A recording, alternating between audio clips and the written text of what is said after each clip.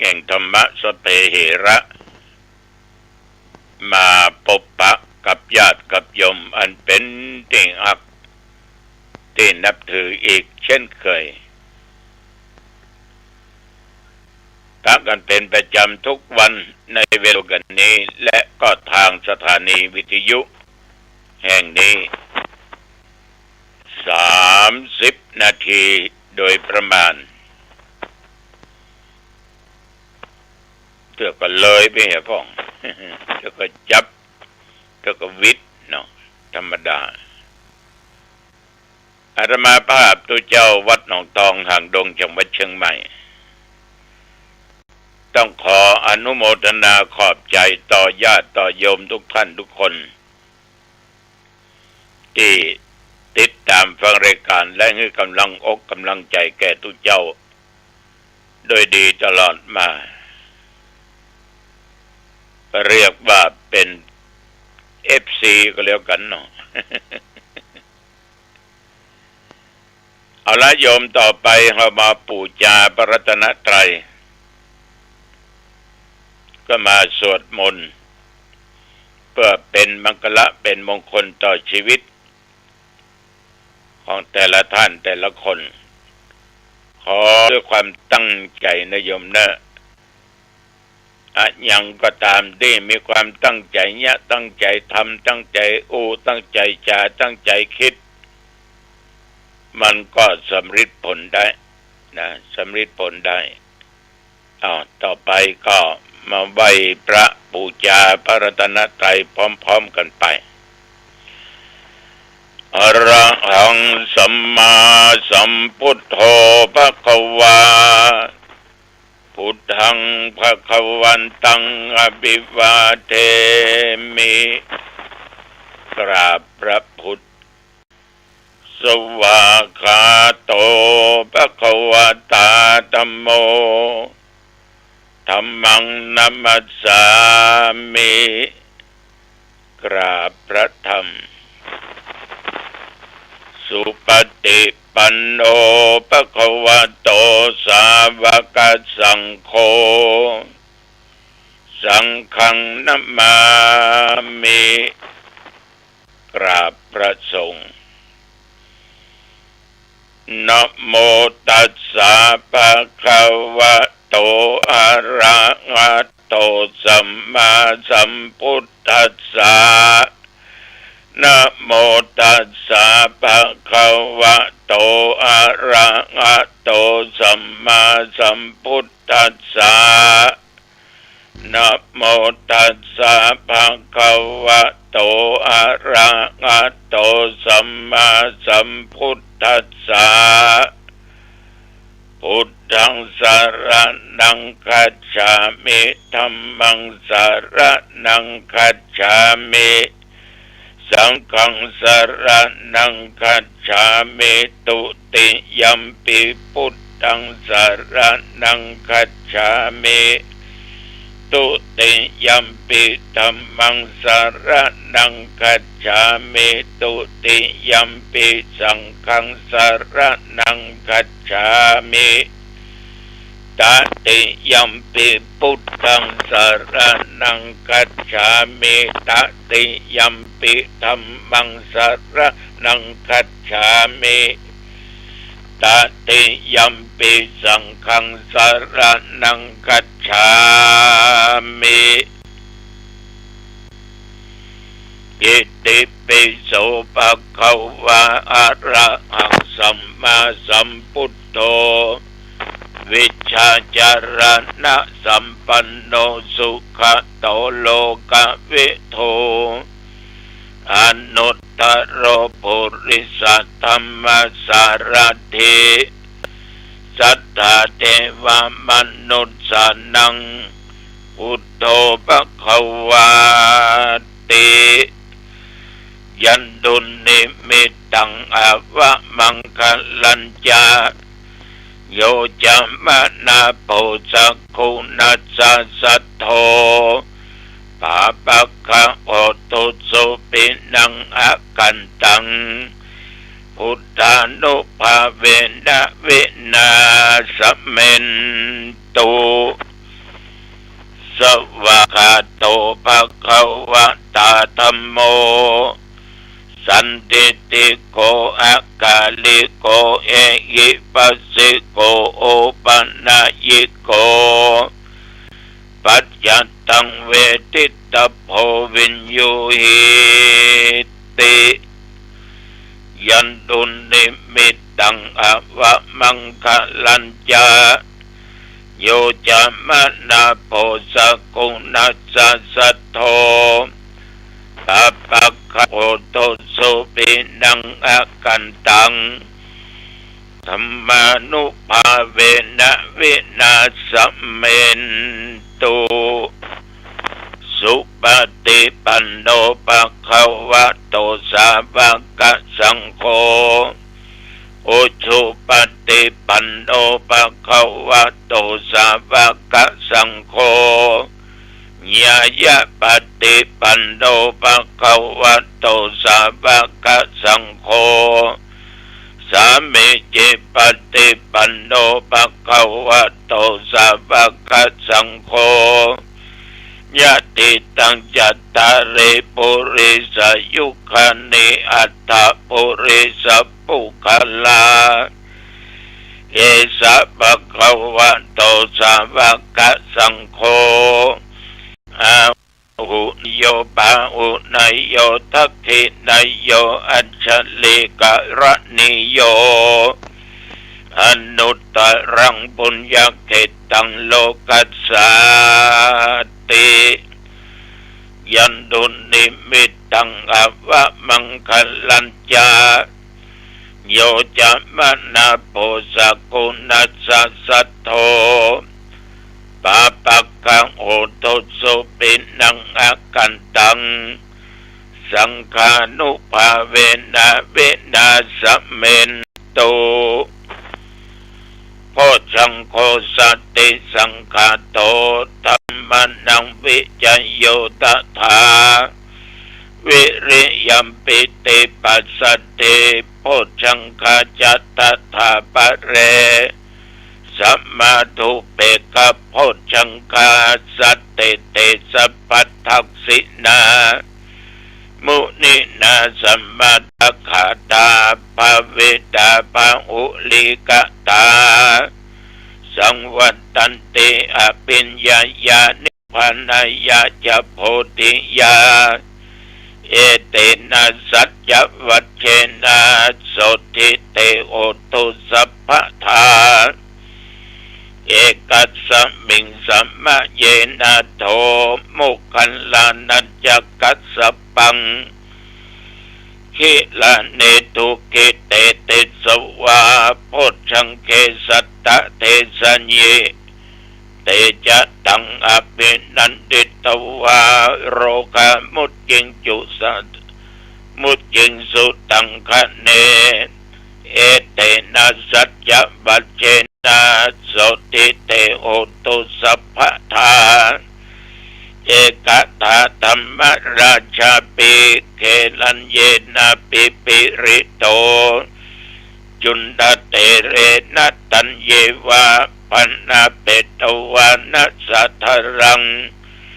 สัมโมดิตวาจะอาปัฏฐาตัมอาวุธาสิธานะโสเอเตนะสัจจวัชเชนะโสทิเตโอตุสัพพทาปะหินาเตจะอาปัฏฐาตินันนัมปิมะเยสินังปัคคะอัตตกิเลสวะปัตตานุปติธัมมตังเอเตนะสัจจวัชเชนะโสทิเตโอตุสัพพทายันตุนิมิตตังอวะมังคลัญจาโยจะมานะโพสกุณัสสะสัทโตปะปะกะโหตุสุปินังอากันตังพุทธานุภาเวนะธัมมานุภาเวนะสังฆานุภาเวนะ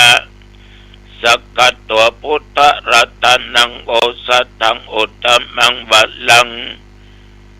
อิตังเทวมนุสานังพุทธเตเชนะสุตินานัสสันตุปัตตวาสเปตุขาวุป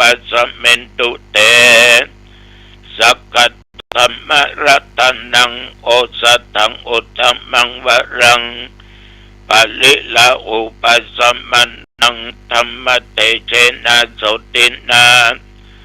นัสสันตุปัตตวาสเปพญาวุปัสสะเมนตุเตสกัตตัวสังฆรัตนังโอสถังอุตตมังวรังอาหุนายังปะหุนายังสังฆเตเชนะโสตินานัสสันตุปัตตวาสเปโรกาวุปัสสะเมนตุเต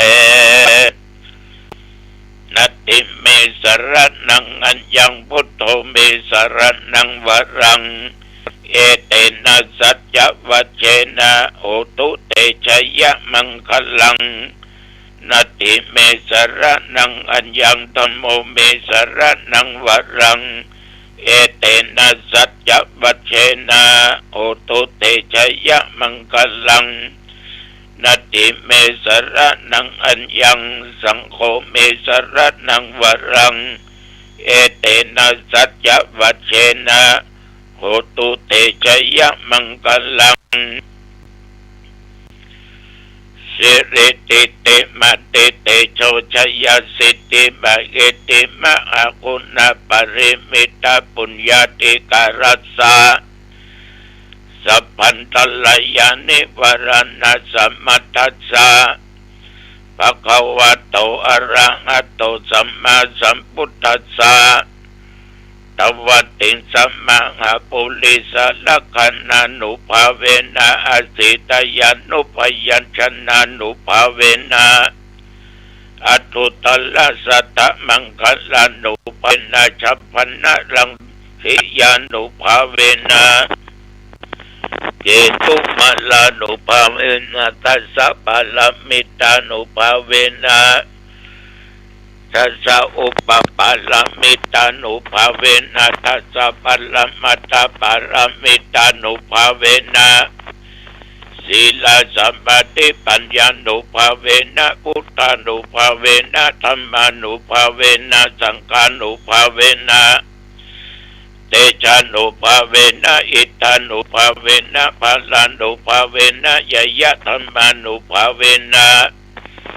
จตุลสิทธิสหัสสะธัมมขันธานุภาเวนะนวโรกุตละธัมมานุภาเวนะอัตถกิมัคคานุภาเวนะอัตถสมาปฏิญานุภาเวนะชละปิญญานุภาเวนะจตุสัจจญาณานุภาเวนะทัสสะภลยานานุภาเวนะสัพพัญญุตญาณานุภาเวนะเมตตากรุณามุทิตาอุเบกขานุภาเวนะสัพพปริตานุภาเวนะรัตนัตยสรณานุภาเวนะตุงังสัพพโรกัสโสกุปัตถวาทุกขโตมนัสสุปยาสาวินาสันตุสัพพะอันตรายาปิวินาสันตุ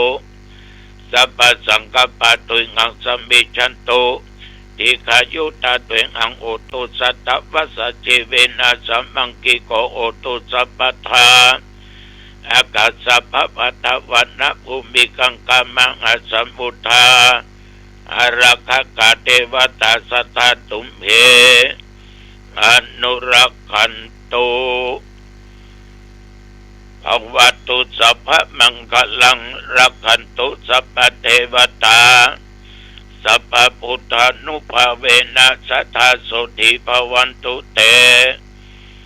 ภวตุสัพพมังคลังรักขันตุสัพพเทวตาสัพพธัมมานุภาเวนะสัทธาโสติภวันตุเตภวตุสัพพมังคลังรักขันตุสัพพเทวตาสัพพสังฆานุภาเวนะสัทธาโสติภวันตุเตนักขตยักขพุทธานังปัปปะกังอนิวรณะปริตัสสะนุภาเวนะอันโตเตสังอุปัตถเวนักขตยักขพุทธานังปัปปะกังอนิวรณะปริตัสสะนุภาเวนะอันโตเตสังอุปัตถเวนักขตยักขพุทธานังปัปปะกังอนิวรณะปริตัสสะนุภาเวนะอันโตเตสัง อุปัฏฐเว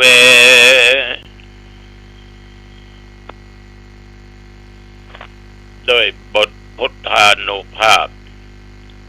ธรรมานุภาพสังฆานุภาพบทสาธยายมนต์อันศักดิ์สิทธิ์โดยจิตที่ตั้งมั่นเป็นสมาธิอาตมะขอปัญจกปัญใจแก่เราทหารผู้รักษาประเทศชาติทุกท่านทุกคนขอจงแคล้วคลาดจากภัยอันตรายต่างๆนานาแม้นจะเกิดมาจะได้มากรรมกายขอให้ปลอดภัยมีชัยชนะรักษาผืนแผ่นดินไทยไว้และขอปัญโจกปัญใจแก่ญาติแก่โยมเท่าแก่นงความใจยิ่งและตนข้าพเจ้าแม้นว่าได้ตะลงโลกาเปียทิโลกร้ายนอกกายในกายก็ตามทุกสรีระร่างกายทุกส่วนขอโรคเหล่านั้นจงอันตรธานหายไปณบัดนี้ขอให้มีสุขภาพพลามัยอันแข็งแรงปราศจากซึ่งเคราะห์ปีเคราะห์เดือนเคราะห์วันเคราะห์ยามเคราะห์มารับเปิดตื่นมายืนมาเตวเคราะห์เหลวซ้ายและขวาจะได้มาถูกต้องกาญาแห่งผู้ฆ่าทั้งหลายนับแต่นี้ไปมีแต่ความสุขกายสบายใจมีโชคมีใจมีโชคปีโชคเดือนโชควันโชคยามอายุปีอายุเดือนอายุวันอายุยามจำเริญยิ่งขึ้นไปแม่นเดินทางไปเหนือใต้ตกออกไกล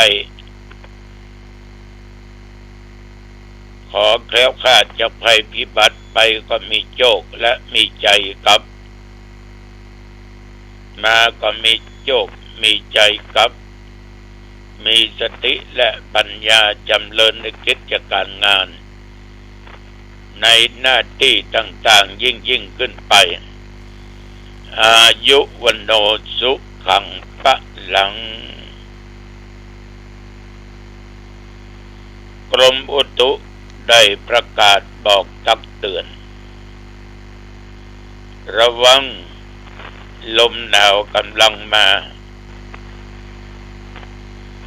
อุณหภูมิลดลงบางที่18บางแห่ง16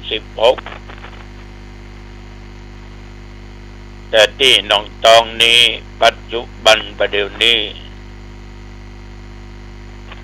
ก็อยู่ประมาณ20องศานอนกลางค่ำกลางคืน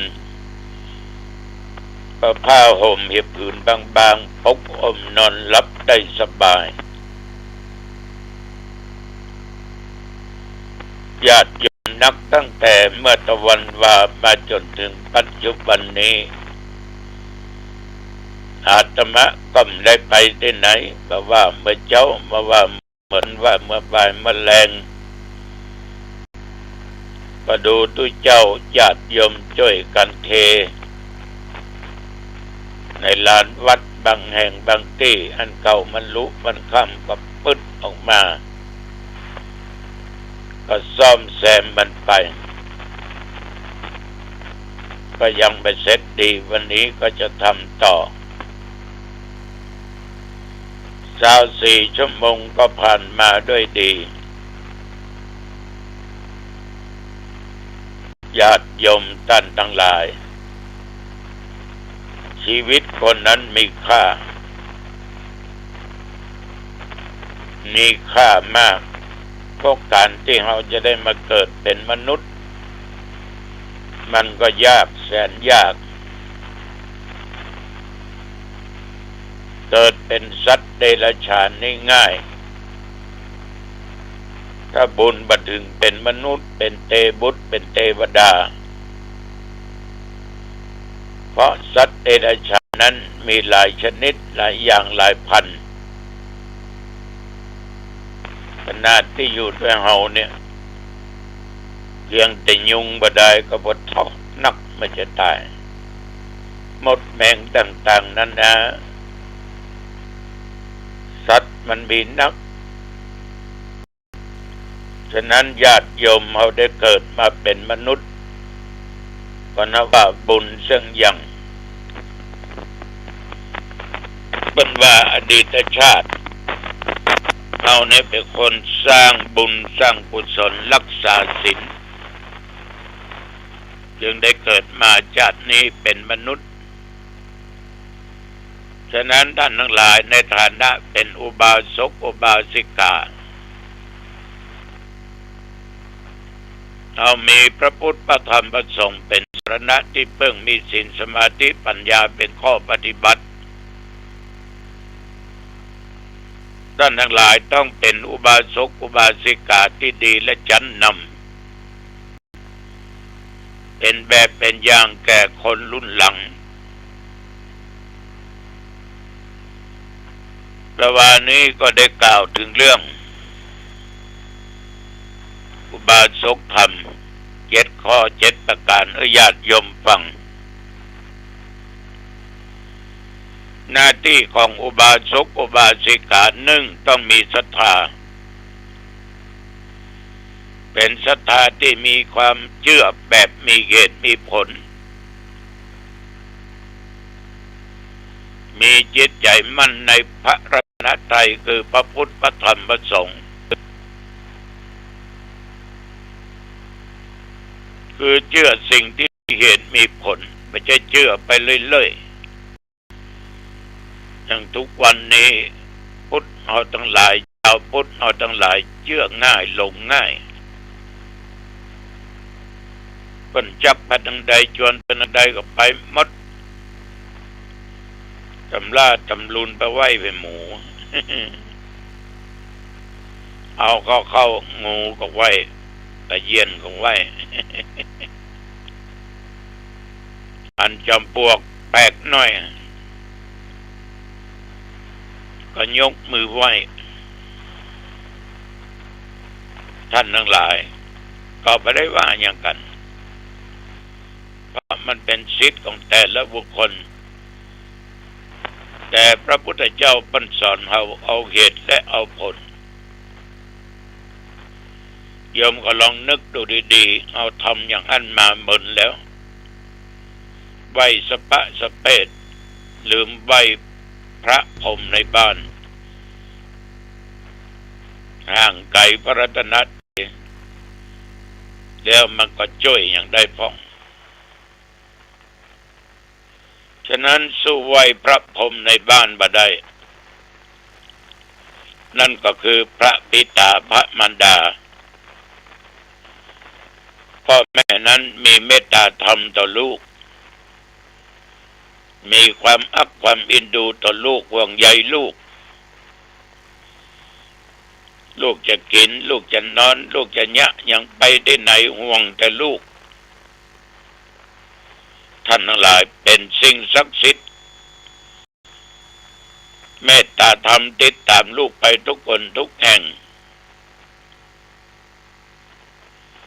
ลูกเจ็บไข้ได้ป่วยทุกข์ยากอับจนบ่มีกินใจ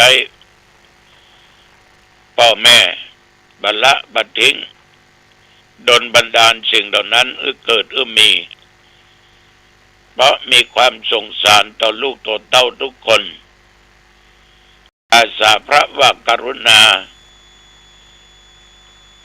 จุนเจือบางห่างจากลูกจากเต้าเมตตามีความอักมีความปรารถนาดีต่อลูกบอกว่าลูกไม่ยิงบ่ใจลูกหายก็ว่าลูกดีลูกดีก็พ่อแม่ก็ชื่นอกชื่นใจญาติโยมเวลาลูกเจ็บไข้ได้ป่วยพ่อแม่ก็เป็นห่วงเป็นหมอ เป็นพยาบาลโดยจะลำบากขนาดไหนพ่อแม่ก็ต้องยอมลุกมาได้ก็ปกนั่งป้อนข้าวป้อนน้ำเวลาขับถ่ายออกมาก็ช่วยเปลี่ยนผ้าเปลี่ยนครัวทำความสะอาดล้างโคลนล้างขี้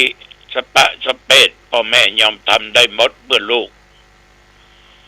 ฉะนั้นพระพรหมทั้งหลายนั้นคือลูกคือพ่อแม่คงมีสีหน้าเมตตาหนึ่งหน้ากรุณาหนึ่งหน้ามุทิตาคือยินดีพ่อแม่บักอิจฉาริษยาลูกใดๆทั้งสิ้นหันลูกได้ดีพ่อแม่ชื่นอกชื่นใจดีอกดีใจลูกมีหน้ามีตามีชื่อมีเสียงพ่อแม่ก็พลอยดีจุกอกดีใจมีความสุขไปแต่ถ้าลูกลำบากพ่อแม่ทนบ่ได้คอยช่วยเหลือตลอดนั้นพ่อแม่มีมุทิตาธรรมบัอิจฉาริษยาลูกเพราะท่านเป็นพรหมของลูกทุกคนอุเบกขามีความวางเฉยบ่ดีใจบ่เสียใจเมื่อลูกถึงความวิบัติมีแต่เมตตากรุณามุทิตาคิดจะช่วยเหลือเท่านั้นฉะนั้นญาติโยมพระพรหมที่ใกล้ตัวเราที่สุดก็คือพ่อแม่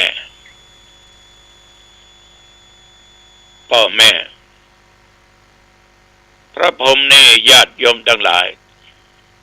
ตามที่ได้ยินตามที่ได้อ่านเพิ่นฟังธรรมลง เข้าเฝ้าพระพุทธเจ้าทุกวันศีลวันธรรม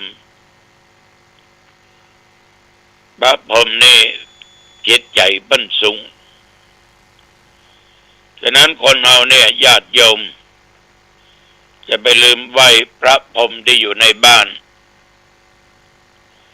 คือพ่อแม่ของเราทุกคนจะไปเหนือใต้ตกออกไกลใกล้ทั้งบกทั้งน้ำทั้งอากาศไปทางใดก็ตามคือไหว้พระพรหมที่อยู่ในบ้าน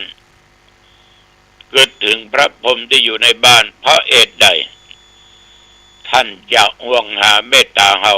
เพราะว่าตัวของเราสรีระร่างกายของเราพระพรหมในบ้านเป็นผู้สร้างสรรค์เป็นผู้สร้างเอามาท่านทั้งหลายท่านย่อมจะมีเมตตามีความอักมีความห่วงหากับเราอยู่ตลอดยมดูข่าวดิลูกเต้าถูกหลอกลวงไปต่างประเทศพ่อแม่เป็นน้ำให้น้ำอ้องกึดตึงลูกหายไปตะอันบันตะอีวันพ่อแม่กินบันลับกินบันลงนอนบันลับจิตใจวันไหวกึดตึงก็ลูกเป็นอันนั้นเป็นอันนี้นั่นแหละคือความห่วงหาความฮักของพระพรหมคือพ่อแม่ฝากไว้กับญาติกับโยมทุกท่านทุกคนเลยนะอาตมาก็มีพระพรหมโยมก็มีพระพรหมและโยมก็เป็นพรหมของลูกทุกคนพรหมก็ต้องตั้งตัวอยู่ในศีลอยู่ในธรรมแล้วโยมจะเป็นพรหมเต็ม100%ไม่ใช่พรหมของปลอมเอาละวันนี้อายุวันนะสุขะพละจงบังเกิดแก่ญาติกโยมทุกท่านทุกคนปะกันใหม่โอกาสหน้าเจริญพรท่านผู้ฟังที่เคารพในส่วนของการนำสารธรรมธรรมบรร